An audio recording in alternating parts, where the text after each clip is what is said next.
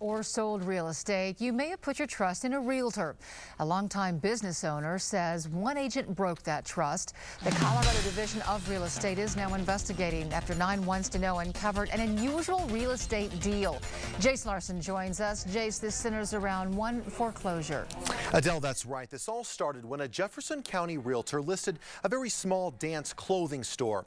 The owner hired him to sell the store because she wanted to try and avoid a foreclosure. In the end, though, that is not what happened.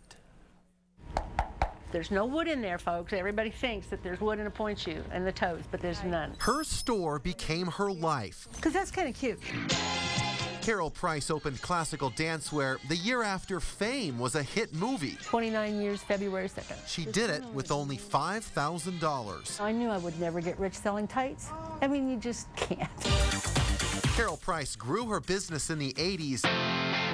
By the 90s, her store was booming. Finally grossed my first $1 million was about 15 and 20 years into the business.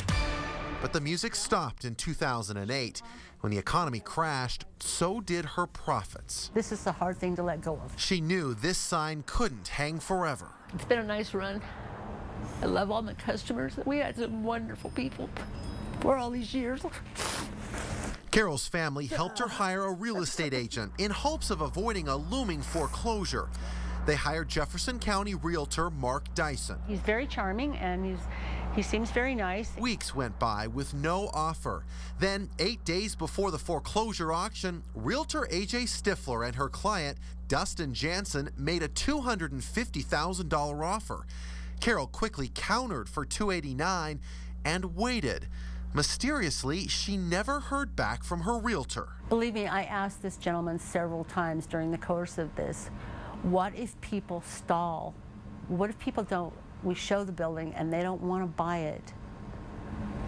And they're stalling for the auction. Good morning. This is the published public trustee sale for the February building that 2nd. held Carol's dreams ended up here. Advance the bid. Nearly 30 years of work auctioned in 30 seconds. Last call. Only one man bid against the bank. He didn't tell me he was going to the auction. He didn't tell me anything. The winning bidder for $242,001, Carol's very own real estate agent, Mark Dyson. How does it sit with you that the same man who was supposed to be selling your building for you ended up buying it himself?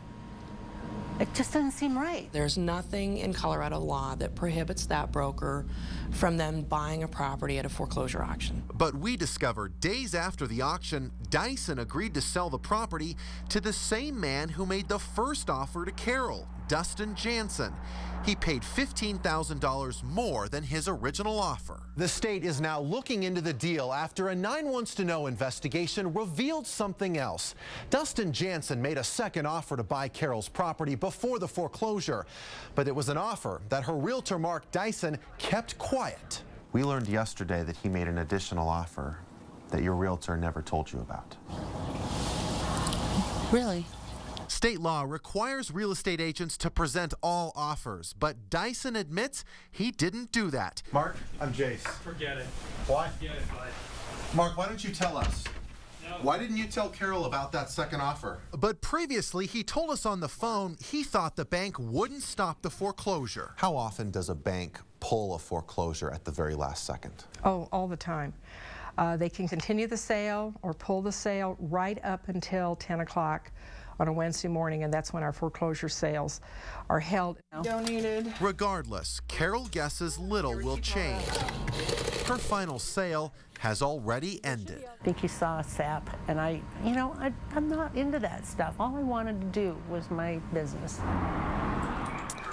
Mark Dyson refused several opportunities to sit down and talk with us before our story aired. He did tell me over the phone, though, that he made a very small profit on this deal, and he also said he made that profit only after he tried his very best to sell Carol's property. So, Jace, what happens now?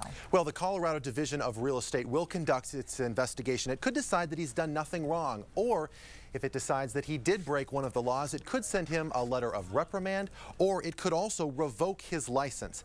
And we know lots of people are wanting to talk about this story. Our newsroom has been receiving calls all day, so we're going to go chat with you right now, and we invite anyone to come along on 9news.com and share your opinion. All right. Jace, thanks a lot. 9 Wants to Know began looking into this deal after someone contacted Jace. If you have a tip for 9 Wants to Know, email it to blowthewhistle@9news.com or give them a call, 303-871-1799.